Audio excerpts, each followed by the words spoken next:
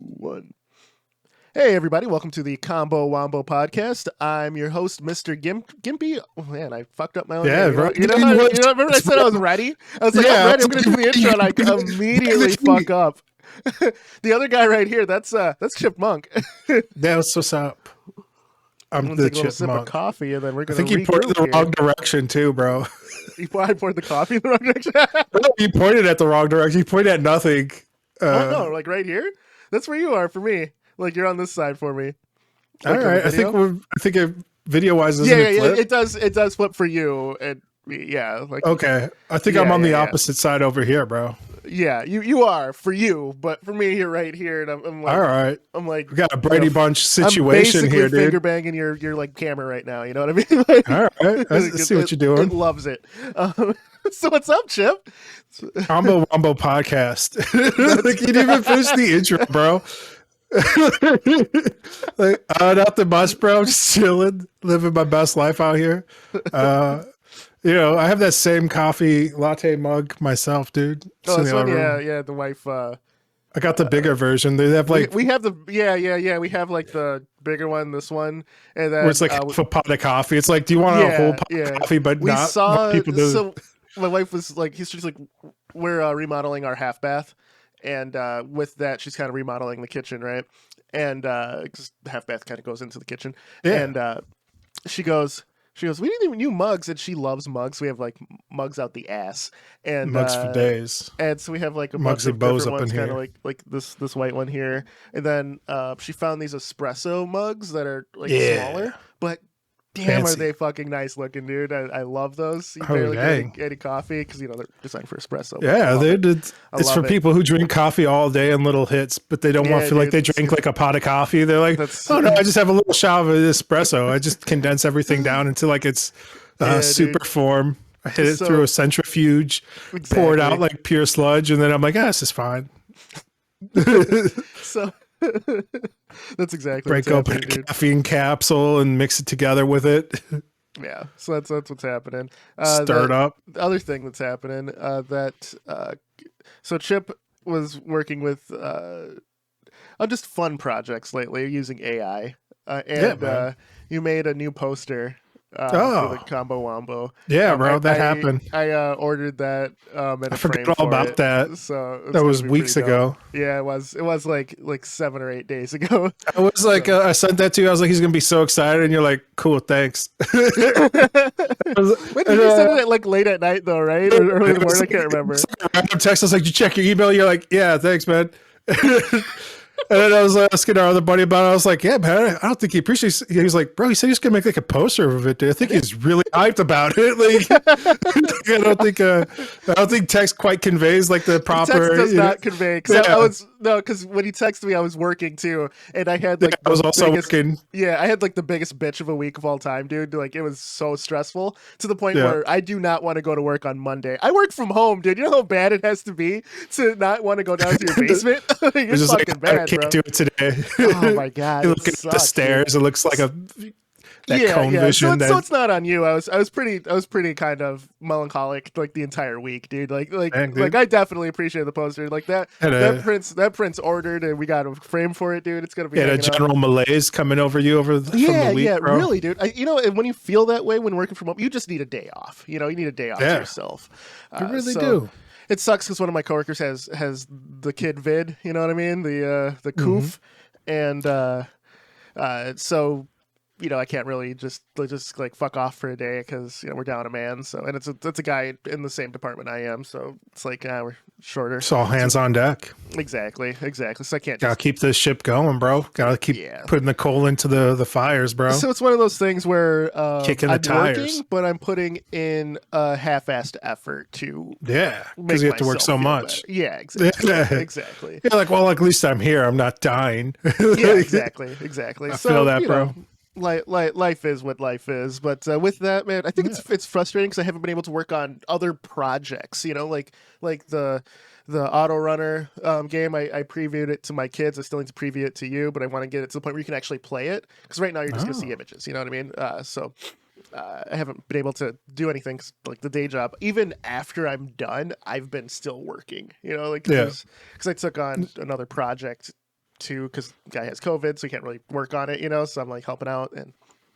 Oh, shit sucks, but that's life, you know, and that's also the life of a hobby dev. Like if I did game dev full time, right? Like someone on my team goes down, someone has to pick up the slack. You know, I view it as the same thing, but you know, sometimes when I woke up this morning and I thought about a hypothetical. It was if I could go back in time, would I listen to me? And I was like, I don't think I would trust me, bro. I'm like, listen, let me give you some, just like advice. Like if life advice. You just get, if you just have 1 hour. Like you could do like or say anything. Like if it was like a weird, I don't know, what was that movie with that guy, punching at was it Interstellar, where he's like at the bookshelf looking at himself, like going like, no. Like, if you could, like you're like in like a weird dimensional riff where you have like 1 hour with like a younger version of you, and it's going to split off into like parallel universes where it's like it doesn't change anything now, but like maybe it'll change that guy's future. I was like, I don't think I'd trust anything I'd say. Like, I'd be like, all right, listen, you're gonna have to, I know you think Bitcoin shit, but people are buy into it, buy more, get it now. I know like it's early on, you can still do it. Buy some of that Google shit, bro. Save your money, keep it simple, don't blow it. Don't trust them females, they lie. Like all kinds of crazy shit, dude.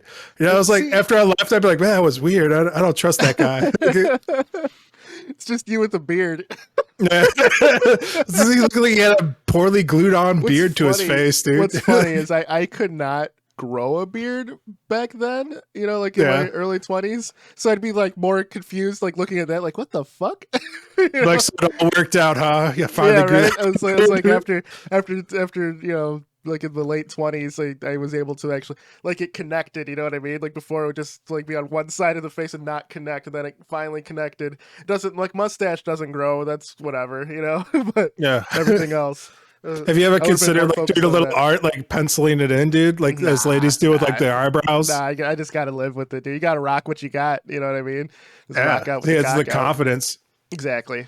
So anyone listen to you, just be confused about the beard, the facial hair? I don't like Bitcoin and stuff going investing in that, maybe, but I'm looking at my financial straits in that time.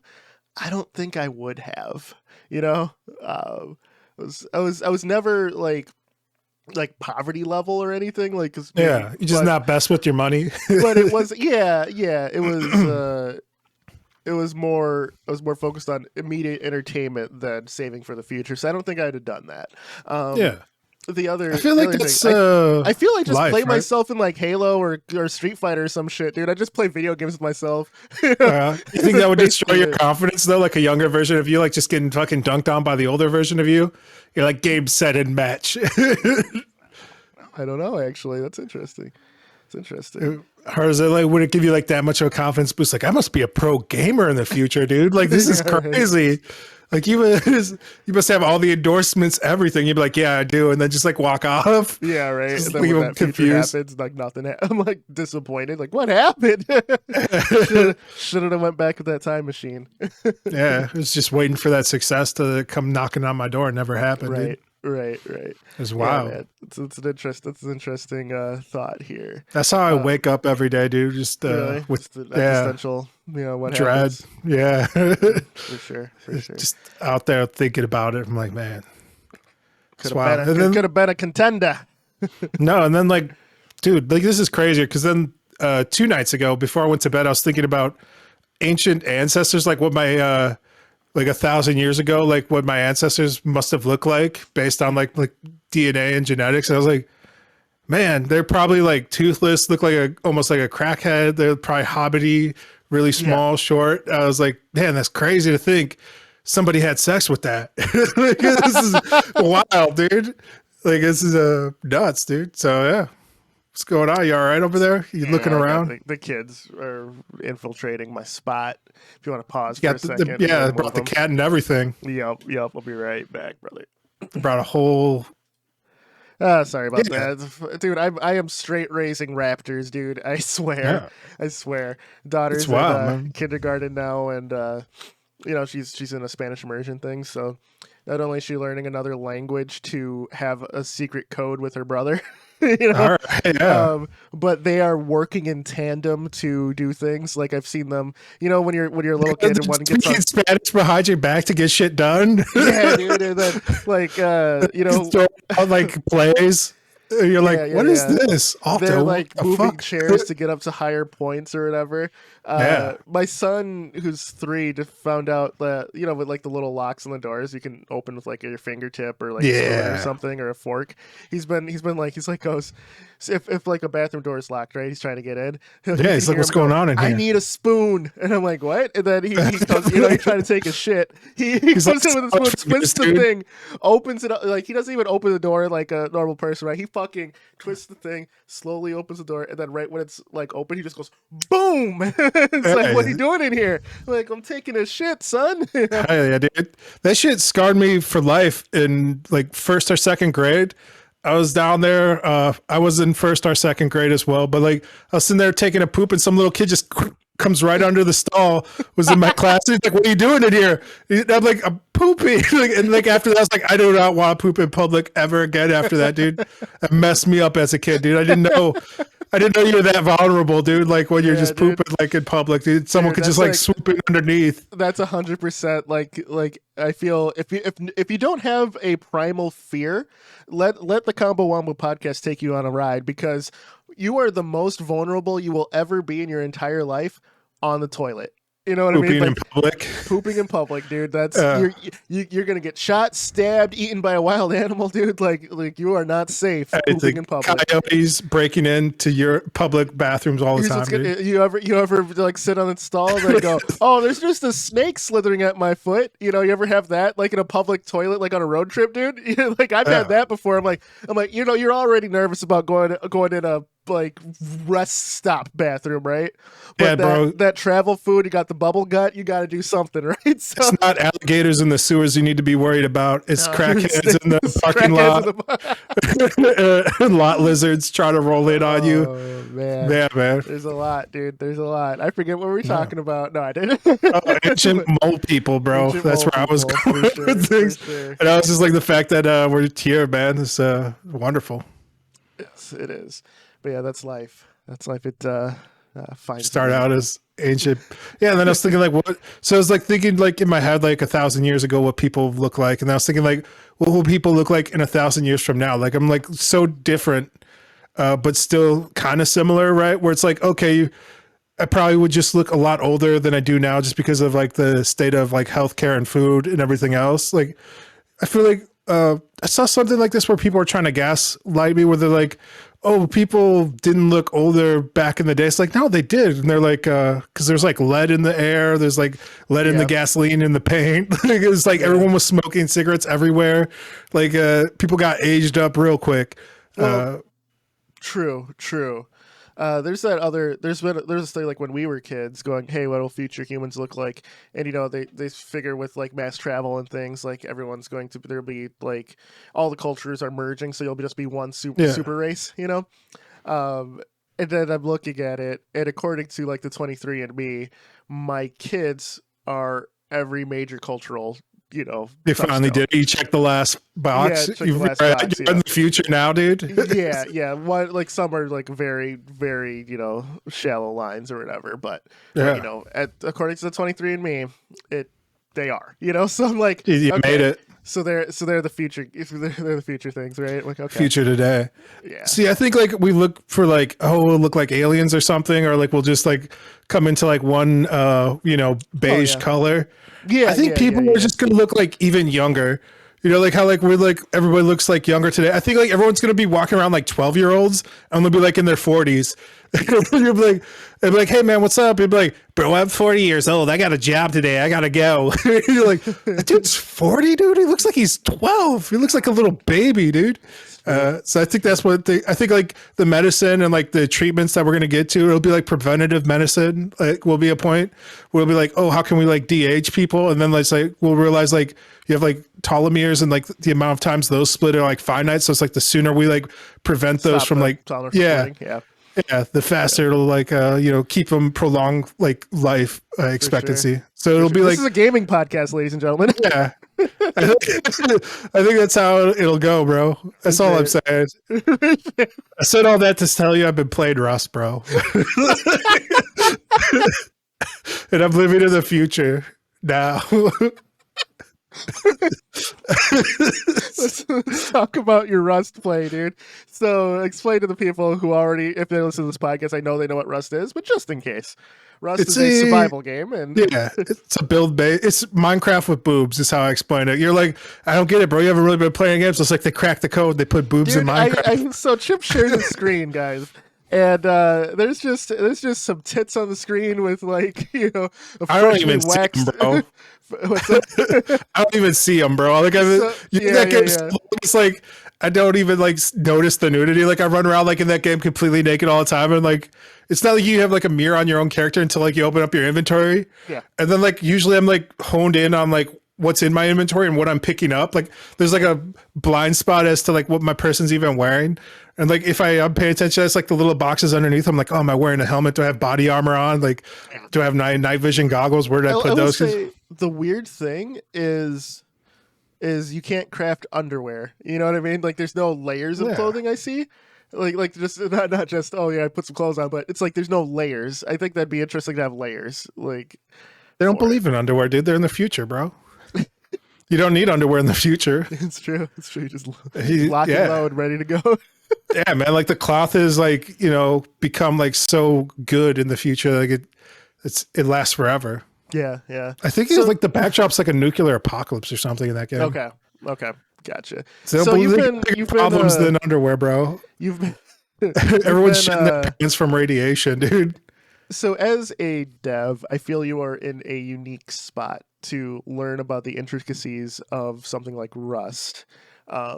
Being like I feel like people who do like redstone craziness in Minecraft, like some of those people are like computer engineers. There's a guy who made a computer within Minecraft to play Minecraft. It's how the fuck that works, I will never know, but it did. Yeah. It worked. People have made computers to play Doom in Minecraft. Like it's incredible. So seeing what you've done in Rust with like the electrical systems, you have like a full lighting system and stuff like that. I'm sure longtime Rust players are all like, day one shit, bro, but I was impressed. I was impressed with the depth. It seems like most people don't even go into that deep, at least from like what I've seen like on YouTube and stuff. Cause like, sure, I don't know. I feel like most people feel like it's like unapproachable or like it's like hard to do, but like it's pretty simple. It's like if you like know how to like plug in stuff in real life and like set a timer. It's like setting up multiple timers and switches. Like, and like, I know it's like a little bit of a leap, but and then what the biggest problem I've been running into is like, I'm not sure if what I'm doing is wrong or if like the amount of power I have in there is incorrect or if it's just busted on the server. Like, cause like I'm playing on a custom server right now. So I'm like, I wonder if this is supposed to work and it's just not working, or am I doing something wrong? So I don't know. I have like another test server. I've been testing out like a lot of electrical systems and stuff. I like color code all the wires in that one to like really help out and like visualize like what's actually happening. And then after I like practice that, I like go into like the other server with my buddy and build out some stuff. But yeah, there's as much depth in that game as you want there to be. I feel like most people just enjoy like the shooting and stealing of other people's stuff. And the piracy of it all. Yeah, I think like I consider like more of like a hardcore game because like you just drop everything you have on you. Like you either become like a Zen-like monk and like you're like, I don't own anything, man. I'm just like an ethereal being and like it's just my time to borrow this from like the ether. Or you become like a complete like rage maniac, dude, where you're just like losing your fucking mind every 10 seconds. Like, I can't believe I just spent 2 hours getting this. It's like a traditional press your luck type of game where it's like, we were out like mining stuff the other day. Shout out to the Crab. And that's my buddy's name in the game's Crab. We're out like mining ore and like we had like I don't know, like drills or whatever. And we're drilling up. Oh, somebody's going to be pissed. I think they're called jackhammers. Somebody's like, that's not what they're called in Rust, clown. Right. Yeah. I'm like, with the drills, this is your grandpa explaining. Yeah, right. Grandpa explains Rust. He has like 100 hours in. We're like mining different minerals. And like we filled up our inventories and like you will never have like another sense of like butt clenching tear running like with a full inventory of like mats that you need. You're like, oh, we desperately need this, like pay for the upgrades we just did on our base. And anyone from anywhere could just like randomly shoot us for no damn reason. And like, there's also like random monsters in the game too. So like a wolf could like start attacking you, or like they have like NPCs in hazmat suits with like machine guns. They could just start spraying you, and like somebody will hear that, and like there'll be like 100 grubs coming at you with like bows, like just people naked with bows chasing you down for like your stuff. And they don't even care. They don't even know what you have, but they're just like, well, this guy's running. He must have something, you know? For sure. For sure. So it gives you like the two sides of it. You have the press your luck, and then like it's like a lottery ticket. Every time you see somebody running, you're like, they could have all kinds of loot on them. Like, this could be my up. This could be it. The come up, right? Yeah, for sure. Dude, I feel like I did promise Crab that I would give Russ a fair shake. So shout out Intoxicated Fable. He's a mod on my stream. Great friend who I've known for fucking over a decade. When those games were first starting to become in vogue, right? Minecraft. We each bought each other like one of the games we wanted to try, right? I bought him The Culling and I believe PUBG. Damn, bro. Yeah, right. Culling, bro. Yeah, right. Did you get to try before I went down forever? Yeah, it was like when it first launched, right? When it looked cool. Yeah, but they changed it up completely from when it first launched. Like, it launched out as like a pretty decent game, actually. Like, it was fun. I think like a lot of people had a ton of fun with it. And then they're like, "What's other people doing? Let's do that instead." And like they just kept changing up the game until it was like unrecognizable anymore. Yeah, that game has a long history of being shit. But you know, I bought myself a copy. There was kernels of good ideas in the original game. Yeah, I could see you being excited for it back then. Yeah, he bought me 7 Days to Die and Rust. Before that I had experience with Minecraft and I was fine with Minecraft, but just as we played, he was really enjoying the survival aspect, these survival games, and just having a large sandbox to go into. And I found myself just not having fun with it, you know? And people are like, "Oh, sandboxes, you make your own fun." I'm like, man, fuck that. I can make my own fun outside of this, dude.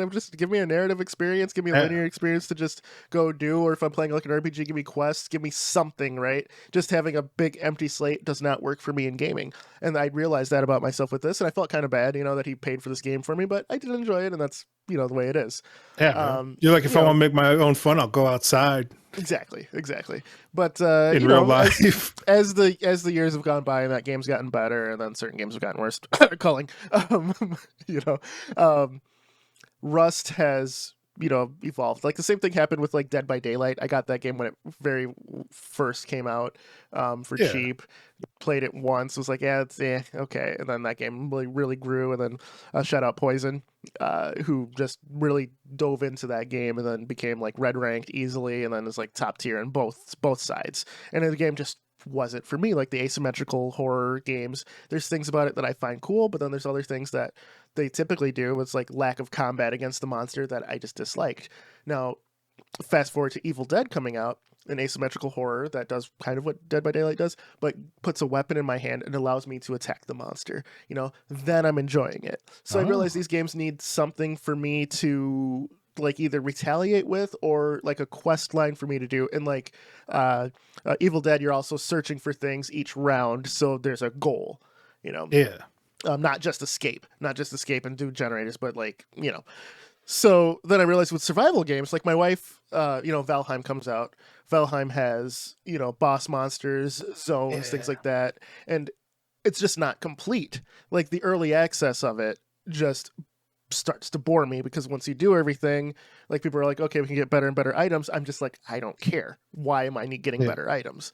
So I felt that way about Tribes of Midgard when we played that, where it's like there's a lot of fun with people, but like if you play by yourself, dude, like it ran thin after about like 2 hours. Because I've been looking for a game for a while now to play before like I jumped into Rust. I was like, what else is out here? I like started playing like Tribes of Midgard, and that got me the little dopamine kicks, man. And I was like, man, this is the most fun with like other people though, like playing with like a group of the friends. Its instances really softened me to like something like Rust. So Tribes of Midgard, right?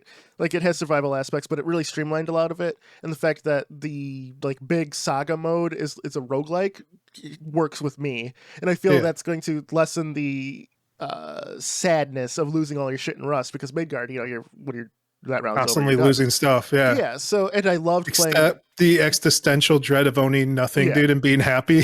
yeah. So I'm like looking the New World Order. I'm looking at Tribes of Midgard. I'm like, it's super fun playing with friends, right? And I'm like, maybe with these survival games, like, shout out to Sir Solace, Sir Trike, and the rest of the farmers Discord group. Good friends forever. Sir Solace is my brother-in-law. They get into like the building aspect, like getting materials to build like very fancy bases, which is cool. Their bases always look gorgeous. But I'm just done with it, at that point. And I think when I'm playing with you guys, everyone kind of splits off into their niche, and no one gets bored with their niche, or if they want to come and help, they will. So there's like a different dynamic. And I feel like the other group I play with, someone doesn't want to advance because they'll miss out on what the fun was. So we're just sitting around waiting for everyone to be ready.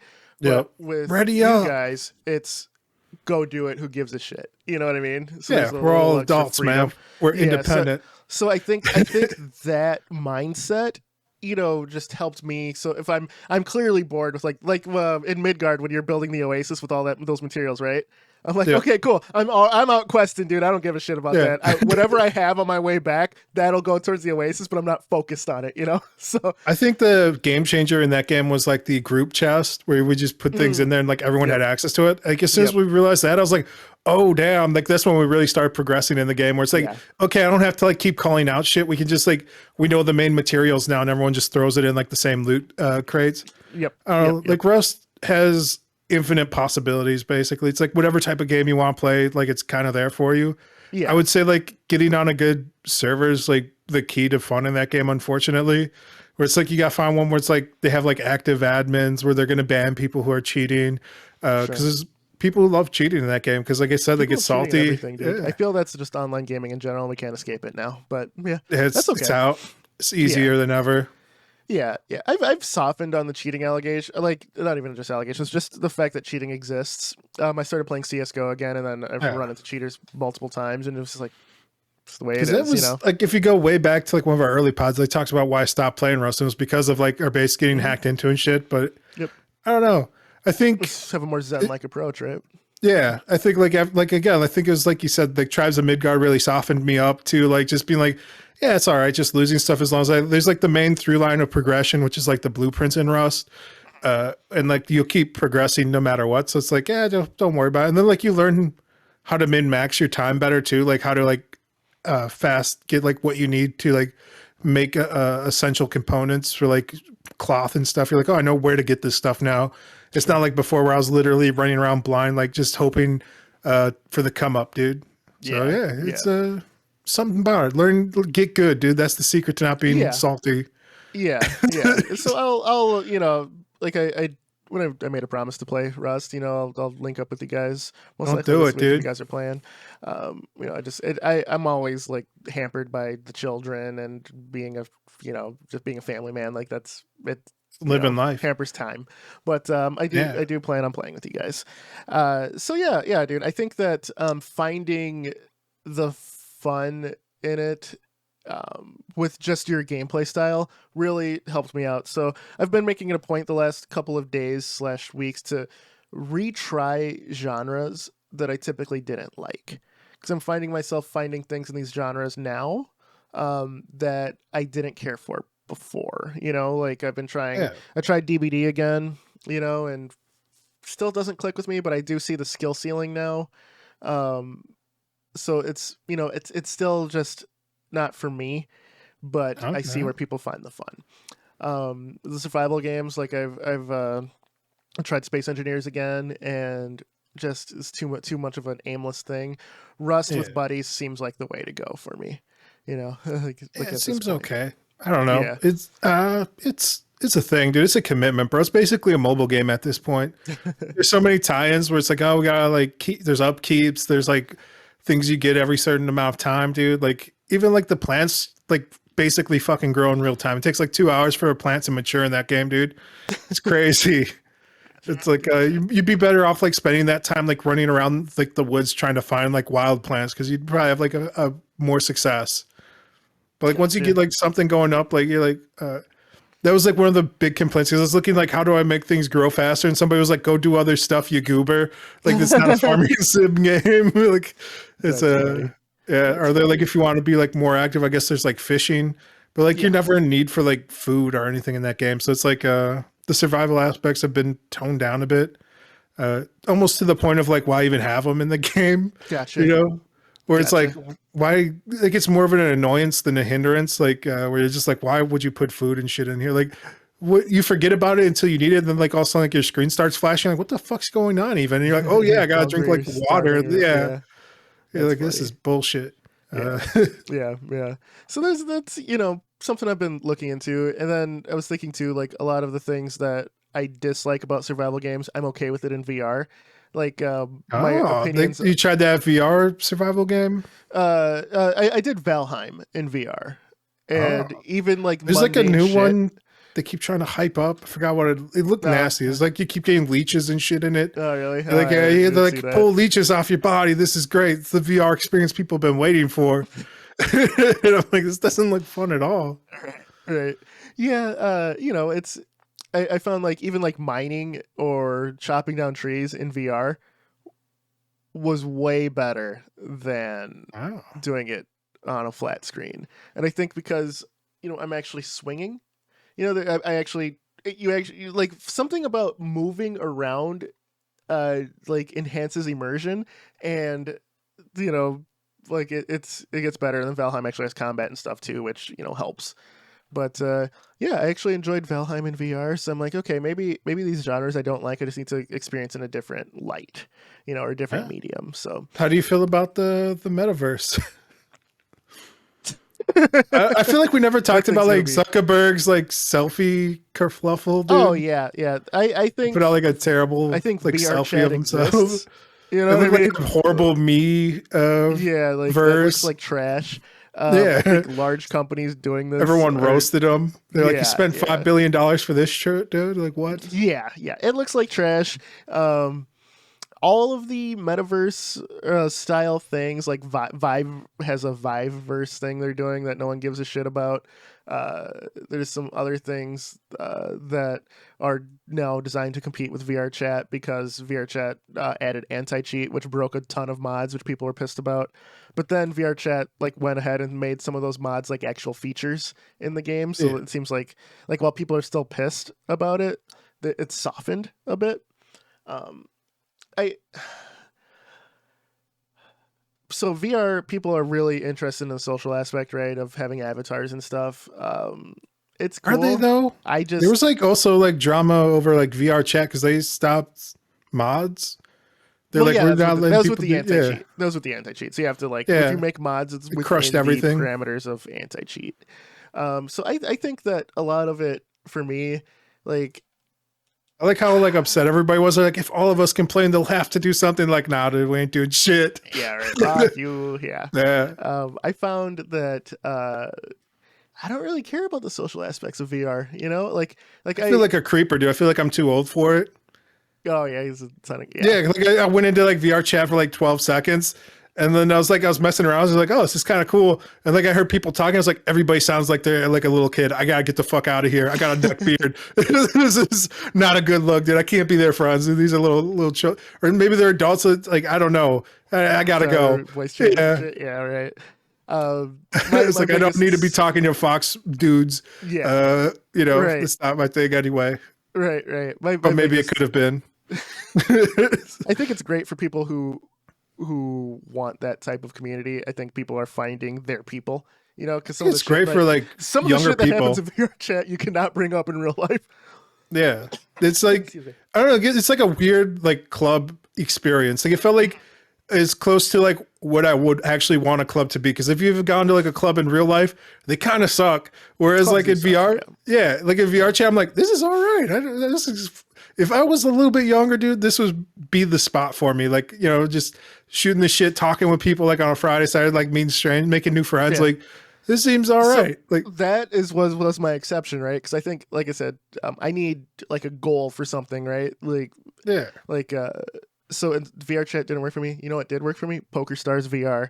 I just wanted to play some poker, right? But then, that game has like always on voice chat and shit, and I'm like, okay, I did some sports betting. I went and sat down at a table, played some poker, shot the shit with the people that were there, and there was this one person who's like, hold on, I got it. Someone's at my door, right? And we hear like an argument in the background, and like, and so, it's like, in real life when like you're at a friend's house too long and they get yelled at, right? That's exactly what was happening to this dude. Like someone knocked on his door, like his girlfriend or something, from what I could hear, and she was just screaming at him, he's screaming at her, and we're like, holy shit, he forgot to mute his headset or whatever, and then we're just all listening to it, just fucking laughing our asses off, right? That was an experience that sitting at a table with people, right? We were still like casually playing cards, but like we're all listening to this, and we all like ended up friending each other, like going to a different table, and then just kept bringing that up for like a while. So like looking at someone and then looking back at you and knowing that there's another person behind that was like, it had that social aspect of just camaraderie there. Like have you ever been like at an event and you meet someone you've never met before, but you guys have like this shared experience of some weird shit that happened? You just like, did that just happen? And then like, you become like instant friends, I feel like that's how, that really just happened. That's how a lot of like friends I've made at work have happened, right? Like some weird shit's happened, we're both experiencing it, then we just kind of bond over that, and then it works out. So yeah, man. So I think VR is really good at like that, like those type of just random social interactions. I don't know. They definitely need like more like rails of like safety or like guides or something. I don't know. It feels like Facebook's so good at stealing everybody's data. It's like, can't you put that to good use to be like, let me put people with like similar interests and personalities like more likely to be together when they're online. That'd be, what I'm saying? That's creepy, but that is also interesting.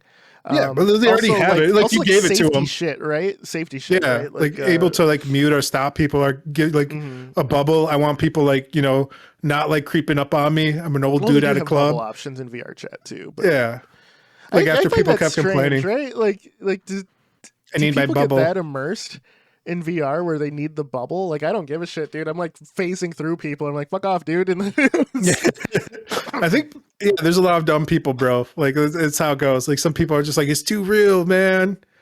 I can't have like these cat girls on me. I'm also the person who will, just shoulder check some guys too close to me. Like, fuck off, dude.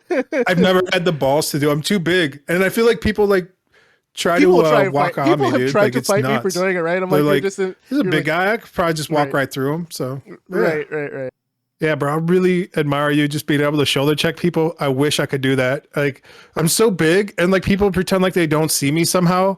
And I'm like, you do realize like if I shoulder checked you right now, you would fall. Like it's not like a little bit like, oh, whoa, excuse me. It'd be like hitting a wall, dude. Like I've like I don't know, the professor does that. Like he's also a big guy.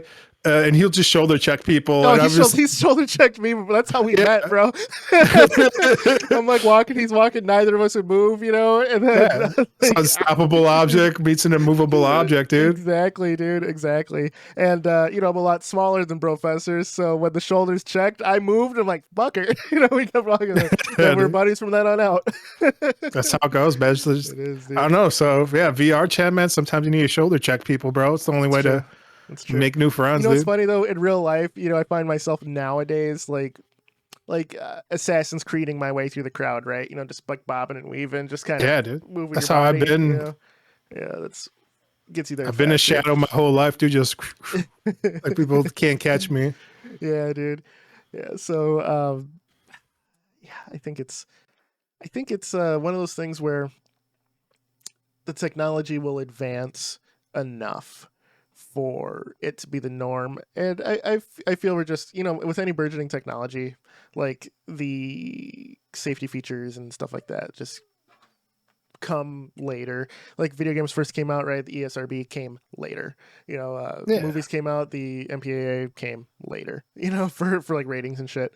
Like same thing with VR. Like people are classifying as like video games now, but it's like gaming is a part of it, but it's a whole new social experience. It's basically it feels like nobody knows what to do with it though. Like it seems like No, you think that people got ideas? I think it seems like the best they can do is they're like, somehow we're going to monetize this and everyone will pay us to be on here. And that'll happen because of corporate greed. But I think that there's some amazing things going on with VR that we don't know about just because we're more focused on like the gaming or the social aspects of it, but they're being used for like the elderly in like, or like those confined in wheelchairs to experience the world in a certain sense, you know. Using it for like training, like automotive, like production line, like welding, like really delicate like there's surgical some stuff. Amazing CAD work done with it too, where like you're creating something new in real space, and you can do a 1-to-1 ratio with VR, which is incredible, you know. So I think that the industrial side of it is where we will see the most advances, and where how do you feel about like learning the most? Do you think people there's a grant actually that I believe it's in California, where there's this one school who is using it, but they're having some curriculum done entirely in VR. Okay. So is it we'll see how what are they doing with that? Like, is it like a traditional classroom, but like in VR? Like it's like in VR, but you get your like lessons and stuff. You're really interacting with shit. You know, it's kind of like how science class, you know, like you actually physically. It's kind of like the Magic School Bus type of situation where it's like, let's go inside somebody's butthole, and it's like, oh, let's open up, you know, some cells and stuff. Like, yeah, that would be amazing. Like you could actually do that in VR, and I think like what you said, the Magic School Bus thing would be great. Yeah. You know, if I could learn like that, like a lot of shit would stick, you know, or just like literally, or even like something like I think math is one of those things where I've enjoyed math, and then but like the real life applications of it was something like that's always seemed kind of abstract, you know. Yeah. But like in VR, you can actually just have a real life scenario. You know, you take those word problems, you know, like, oh, Johnny has to make a fence and he has this many pieces and he put it there, right? You can have that whole fucking fence. You know what I mean? Bro. I ran into this with the chicken coop the other day, dude. Or we ran out of like pieces. Yeah, like no, I did the math. Like we're sitting there, like you know, we have 8, 12-foot pieces of like timber, and we need like this many 4-foot posts, and then we need to like build like a rafter. And I was like, yo, you don't got enough lumber, bro. Like we could start this, but it ain't happening. Like, yeah. And they're like, shit, right? And I'm like, yeah, bro. They're like, how you doing this math? And I'm like, listen, we got 2 sheets, and each one of those takes 3, and we need 3 of those. That's 9, bro. Add it up. Yep. So I think stuff like that would be absolutely incredible, and with especially if you use it in like the public school space, right? Because they're notoriously always underfunded. If you just go for this VR thing, that's one cost, and then you're done because all the software and stuff could be modules that just go every year, you know. So I was thinking about this just the other day because I was thinking about like how different countries do school. And I like Singapore's been like trying like weird shit. And I was like, it's kind of weird because they're like, oh, we're trying to like, because there's like so many different people from so many different countries there because it's like a burgeoning economy right now. But they're like really messing with people to be like, all right, we want like blocks of people from like different like eco and like economic and diverse spheres. So they have like actual city planners like making it where it's like, all right, we need like X amount of like races, families, and like different people and like different like social economical things like living next to each other. Like it, so it's like all like government planning from the top down to like try and help people. I'm like, this seems like a fucking like really bad plan if things go bad. Like I was like, I'm glad that they're trying something because like nobody really tries anything because like so much is at stake. It's like, it's not like a little bit of like oopsie. It's like, oh, you fucked up a whole generation of kids. Like, or they're like just not going to be able to be productive members of society because like you fucked up their education so badly. So yeah, think about that. I think that's why like the school system's so slow to change because it's like nobody wants to be the person to be like, yeah, let's try this new stuff, man. Let's like really, you know, help these kids. Let's use like the new sciences of like how people learn and how best to teach people. Like everything was invented in the 1800s to like help make workers for factories that don't exist anymore. A lot of it was to Americanize people more than like help teach them how to learn things because we had so many like immigrants coming into the country at the time. Like it's a lot of it was like in search of a national identity more than like how can we best serve to like teach people. Like that's always been like more the private education sector where they're like, all right, we're going to try and teach people the best we can. And we're going to gamble and like, hopefully it works out. Like it's weird. So yeah, I don't know. Like, I think it's like a great thing to have, like to help augment like school. I think I think the biggest like, problems are like the school system in general is like the biggest holdback is like nobody wants to take any risks, especially with kids. True. It's an interesting thought, dude. Oh, I think about it all the time. I hate school. I hate, I hate the public school system, bro. I'm like, how could this be better? And then like every idea you come up with, you're like, you can think of like 100 reasons why not to do it. And like the biggest one is like, I don't want to take the risk. I don't want to be responsible. I want to put my ass on the line. Like any little thing, dude. Like, yeah. I had like great experiences from like certain teachers, and it was because they were like willing to be like, all right, let me put an extra effort, let me take a risk here. And like if that shit went bad, dude, like that's on them. Like they're getting fired, dude. Like, you know, they're like, let me take these problem kids and we're gonna go to McDonald's and like we're just gonna take a day and it's coming out of my pocket. And they're like, that meant a lot to me, you know, like that helped. I think you played sports in school, right? Like if I remember right, you played a little bit. Right? Yeah, I was outside of school. I was like in the rec centers, dude. Okay, gotcha. I always found like for me, I was always incredibly bored by the curriculum, you know. And then you know, like the typical school idea is like, oh, put them in harder classes, you know, put them in AP classes, right? Yeah. But I was also, I don't want to say more socially developed, but I realized the bullshit that was going on around the world, right? So I was like, you put me in AP classes, but I'm not really learning more. You're just giving me more homework at the end of the day, right? Bro, so like, this is why I didn't try in school, bro. This is why I did the bare minimum. I figured that out in like second grade. Yeah. Because I was like fourth grade for me, second grade, fifth. Like this kid there was like, we're racing to like finish our math books. Yeah. Like who can finish our math books faster? This kid beat me. And then they just like, they're like, oh, let's give you more work. And I was like, yo, fuck that. They're going to do this with everything. I'm like, I'm not going to do shit. Like 100%. I was like, the faster I get, I was like, there's no reward at the end of all this. Like, there's just more work. That's not a reward. That's a punishment. Like, exactly. So I found like when I was in sports, like I had like, I got into fights or whatever. So I wasn't in sports too long, or I had, you know, in class behavioral issues, like gangster, like dude, doing a lot of things for the fun of it, you know, doing like, it for the lols, dude. Exactly. I did a lot of things for, I mean, I got class clown at each high school that I've been to, you know. I was in 3 separate high schools, so you know, shit happens. Heads up. If you were in VR high school, you think it'd make a difference? Probably would have. But is this where we end up being VR teachers somehow? Like, because it's like the Wild West. They're like, yeah, we don't need accredited people. Let's get these wild people. You miss on the physical social aspect, though. I think like you know, dating in high school is like a big thing too. Like you'll miss out on that. You know what I mean? Like I think that's something that's like kind of the adolescent experience growing up that you can't.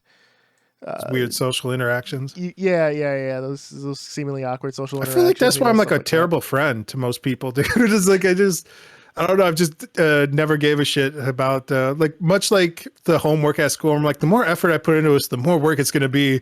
I was like, I could just spend that time like just for me. I don't know. I think that's where you find people in life that kind of have the understanding, right? Like you know, all my friends now, like a lot of them I haven't seen in weeks, some months. Yeah. We'll chat every now and then, you know, and it doesn't happen. But you know, they're still great friends of mine. You know, it doesn't matter if I seen them today or 7 years ago. We could just pick up wherever, you know. Yeah, like some of my greatest friends I haven't talked to in months. yeah.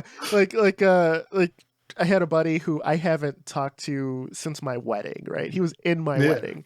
He randomly texted me the other day. He's like, "How you been, dude?" I was like, "Great, man." And then we you know, chatted for a bit, had some lunch, and haven't talked to him since. You know, not a big deal. What if we wanted to meet up in VR, dude? What if he's like, "Hey, man, let's meet up in VR"? Cool, we'll do it. You know.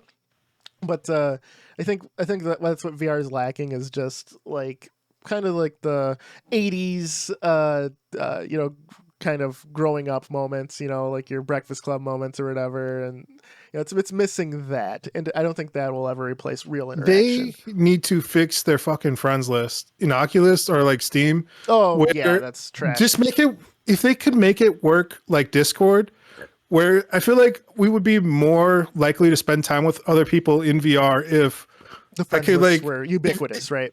Yeah, there was like a ubiquitous friends list, but also it's like Discord where like somebody can just be like, oh, this is what I'm doing in the game, and like just start streaming it instantly. Like show people like what they're playing or doing. Like I think there's a lot of the current Quest beta has something like that for the instant streaming and stuff. So that'll be interesting. But give people like the instant streaming, like being able to chat with people. Like I don't know, there's a lot they could do. It's like you said, man. There's probably people out there working on this stuff. Hopefully, coming up with like the next cool idea. I don't know. It's just wild. True. Didn't you say NVIDIA's having issues? I did, and then we kind of just got off on a whole tangent, dude. I think that's kind of the pod at this point. But I'm still hot on NVIDIA, bro. I like NVIDIA. We can still take the last couple minutes here to discuss what happened with NVIDIA. All the other like big tech people are coming, like Jace 2 Cents, Linus Tech Tips, Gamers Nexus. All of those guys already covered it. All the tech people did it. And Gamers Nexus had like exclusive access to EVGA's CEO. Exclusive. But so long story short, if you haven't heard, how come you didn't hit up the Combo Wombo podcast, bro? Get them CEOs on the line. What the fuck? But anyway, we had news that EVGA is no longer partnering with NVIDIA. They're getting out of the graphics card game completely. You could ask them, the CEO, one question. What would it be, man? It's already been asked though. It's what's your plan going forward? And people said, and then he just said, "We'll be fine. We make 200% profit based on power supply sales, stuff like that." So that's a horrible question. My question would be like, if you're in a crowd of people, do you like shoulder check people, or do you just like sell assassin buy them? Like, what's the CEO move? Do you have like security? Sure. What's the move, bro? Because like I am sick of people shoulder checking me. I'm getting shoulder checked, bro. Let's talk about that.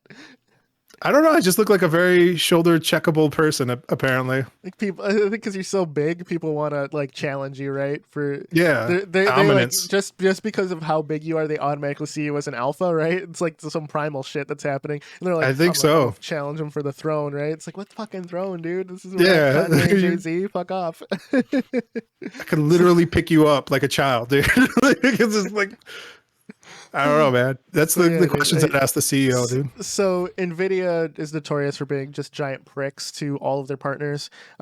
They weren't sharing like drivers. They weren't sharing cost proposals. They weren't doing anything. They were doing it as public announcements and leaving all of their partners, EVGA included, who partnered with NVIDIA the longest, even in like the voodoo days where before NVIDIA was a player. So when they were like the abused, you ever see that Jennifer Lopez movie Enough, where she was like an abused girlfriend or whatever? She learns to like kickbox or some shit. Yeah, she beats a gun. That's exactly who EVGA is right now.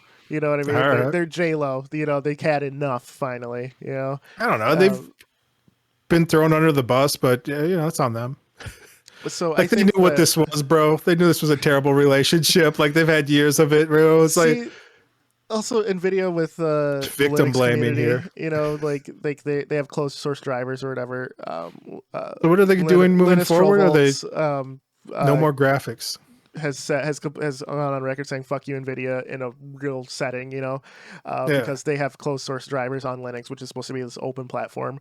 And you know, I think that it's finally like the mask is kind of taken off of NVIDIA, because I feel as consumers, everyone's like, "Oh, NVIDIA is the best," right? They are the best graphics game in town, right? Like no one's disputing that. I just think that I don't know how you stop them from acting this way, right? Because the problem is from the top down. I think that NVIDIA has very talented engineers. I think they have great people on the, you know, on the bottom floor, like, you know, the day-to-day people. But the people who are the highest up, they have become to the point where they are too big to fail. Even some of the bullshit NVIDIA has tried doing, you know, like with like miner only GPUs and shit like that, people were like, okay, it's just NVIDIA. When do their new graphics drivers come out? You know, when do their new graphics cards come out? So I mean, I think it's to be fair, things are fucking amazing right now. Yeah. Like if you compare like graphics and everything else to like the way it was, you know, like they're kicking ass, dude. And like you're like, oh, how come they're not kicking even more ass? Like, dude, I used to be an AMD guy. Like, obviously, I'm an AMD processor. I'm a future fan. Like, I don't care like what company's doing it. I feel like they're the only ones pushing things forward in a meaningful, big way. They look at like outside industries that aren't necessarily gaming or computer. Like that's how they got into like the Coda cores and stuff. They're like, oh, people are using this for like trying to like synthesize protein strands and stuff. Like, how can we like best do that? And then it happens to be like math. And then they're like, oh, it turns out that's also a very useful thing for like people who just want to be like miners of like cryptocurrencies, which is unfortunate, but you know, it is what it is. Yeah, it's tough, man. It's how do you stop the, you know, shitty conglomerate in the room when they are doing the best work as well? You know, it's that age old question, man. So I don't know, like what you want them to do. It's like they can only provide so much help to their third party vendors, and if they're not happy, but when it's like your main third party vendor, though, you know, and it's shitty. But I think that's also big business, and I think the CEO of EVGA, that was ballsy as hell to get like support from his investors and shit too to do this. It's pretty incredible. So I'd be interested to see what they do. I mean, you know, they're probably the biggest third party player for NVIDIA graphics. I would say ever. Like it's not ideal, but it's not that bad. Like, as far as like big corporate being evil, like just look at like how Walmart treats like their third party vendors, dude, where they're like, we want you to cut the prices by 10% every single year, and if you don't, we're like kicking you out. And then like it goes to like, they're like, you'll figure it out with scale somehow. Like they don't give a shit, dude. Like it's crazy. Like as far as like how Amazon like treats like everything for like how they network out like all of their shit, dude. Like there's a lot of shitty big. I'm not saying like two wrongs make a right or anything. Like I'm saying it's like across the board as far as like corporate evilness and how bad things could be. Like it's barely a blip on my radar, bro. I don't know. I'm also hot on what NVIDIA is doing with AI too. So I'm a bit of a bitch, dude. I'm NVIDIA's bitch. All right. That's all right. It is what it is. We'll end Chips NVIDIA's bitch. We're going to Photoshop you with the ball gag in your mouth, and that'll be the caption for this episode. Nah. How dare but, you know, good shit, man. I think that'll end it today, because I think that you're right. You know, I'm NVIDIA's bitch. What are you going to like, share, subscribe. On the podcast, Mr. Gimpy. Chipmunk. We're out of here. Peace.